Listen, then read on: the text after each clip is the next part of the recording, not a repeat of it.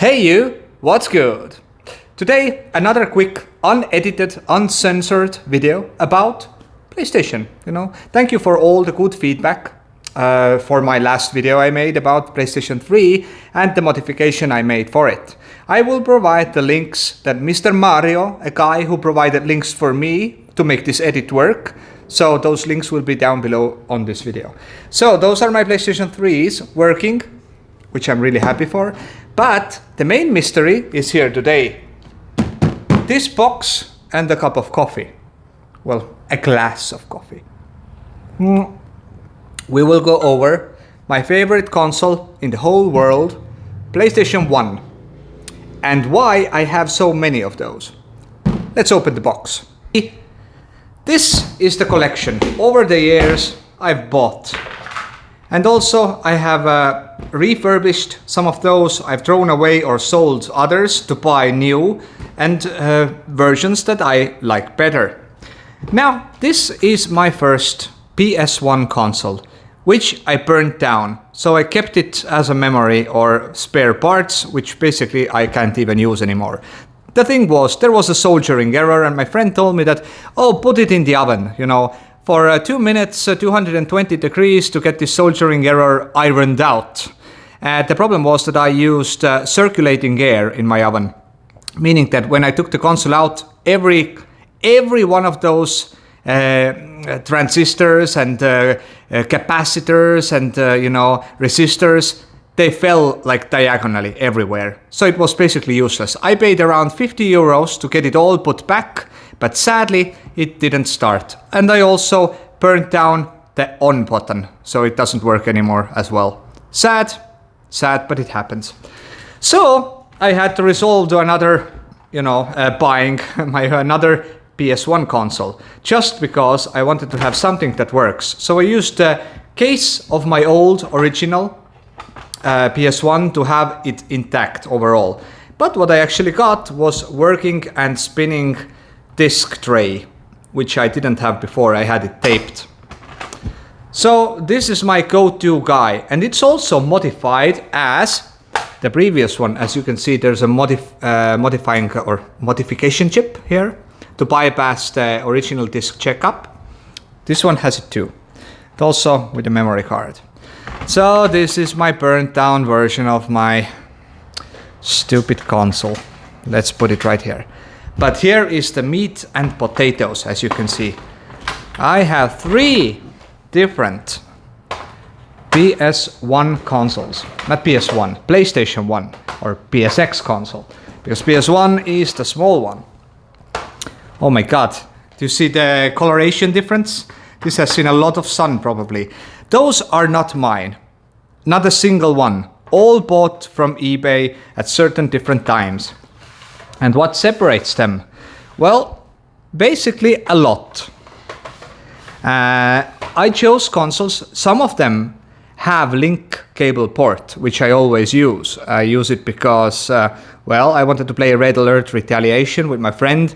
One has Soviet, one has Allied disc. We can connect them up via, let me find the cable. I should have it right here somewhere. It's kind of similar to this one. I will find it. Even if I don't, it's okay. No, that's SCART. That's SCART. Well, I do have it here. Trust me. You have to trust me. And the final version of PlayStation 1 I bought because of the Game Shark port. You see? The magical port for this beast. This basically unlocks all the game cheats you can ever imagine. Just stick it here. Let me see if it hooks up correctly. And it did. Hook it up, turn it on, and it will basically crack every game. And you can also store information manually on this using that port, which I will never do, I'm sure. And it just, works. And this is like spare parts, and every one of those consoles work. But I bought 2 of them plus 1 just to play Link game for Red Alert Retaliation. All those wires work. Have tested them, I think last week. Oh, another Another PlayStation 3 controller. No, this isn't working. This had some issue. I need to double check if it works. If it doesn't, I will throw it away. Now what I have here, this magical device.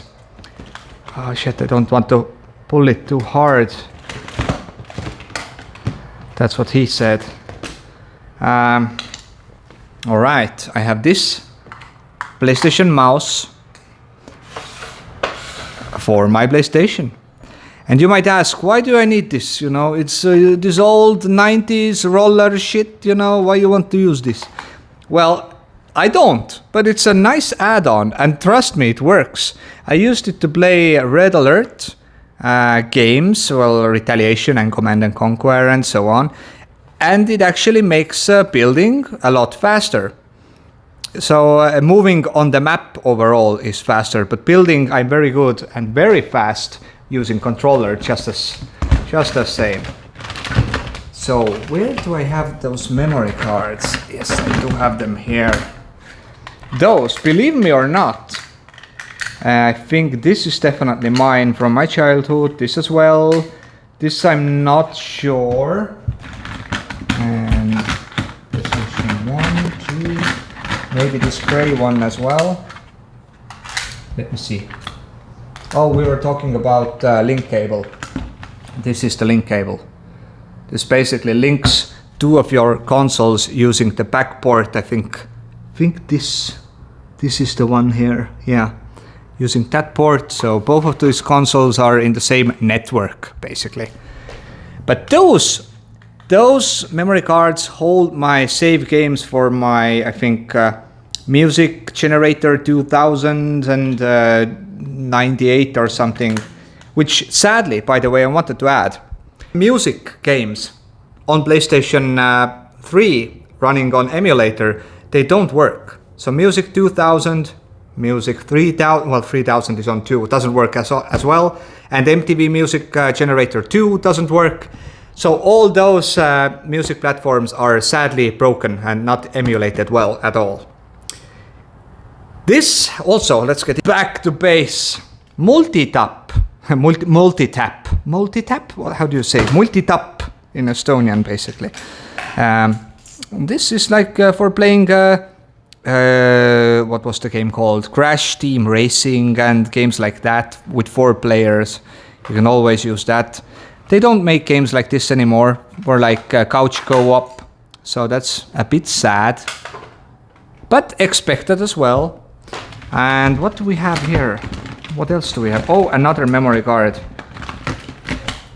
Jesus. Yeah, this looks rancid. Oh my god, why? Why would anyone do this? Why would? I don't know. So I have a lot of memory cards. But now at the moment, basically those are the ones I actually bought and was really proud of, and I used all those game slots to record my own games. The other ones I've added over the years or stolen from somewhere or whatever. So this is my PlayStation 1 box. As you can see, I have a lot of controllers as well. Every one of those controllers are working. Now I wanted to cover this as well. I know that this is PlayStation 4 controller. Now this is translucent or transparent, and I had one of those for my PlayStation 1 as well. So I gave it to a friend who hopefully will fix it. But to be really honest, this PlayStation 1 one wasn't even mine. It was actually my friend's, which I borrowed, which I promised to repair and bring it back. It was around, I think, 20 years ago. So I'm just promising him that I will fix it. And now it's 20 years later, I haven't done it. But now I hope that the guy who I give the controller to will fix it. I hope I don't have to wait 20 years, so it would add up to 40 years when I return it finally. Anyways, I think let's take a sip of coffee here. This is my IRL stream, and it's really hot today as well. So I'm here just sweating and drinking coffee. Probably coffee was a wrong choice. Anyways, just wanted to go over my consoles and what I have in my mystery PlayStation 1 box. But next time, I will go over all my PlayStation 1 games, which I have, let's say, several of. You see? Those are my PlayStation 1 games. And I will go over them in the next video. So hope to see you soon.